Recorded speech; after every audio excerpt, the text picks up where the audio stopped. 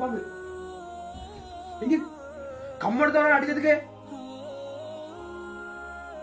நீ நல்ல பாம்பா இருந்தா இப்பவே தயவு செஞ்சு எங்க வீட்டை விட்டு போ. தயவு செஞ்சு இப்போதே வீட்டை விட்டு போ.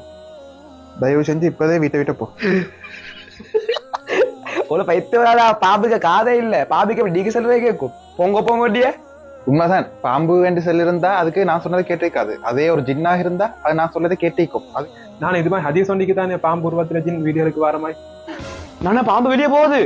எஸ், அதுதான் நான் சொன்னேன். அது ஜின்னாக இருந்தா அந்த பாம்பு வெளிக்கு போகும். இப்ப நபில் சொன்ன மாதிரி இதுக்கு ஹதீஸ் ஒன்று இருக்கு. என்ன தெரியுமா?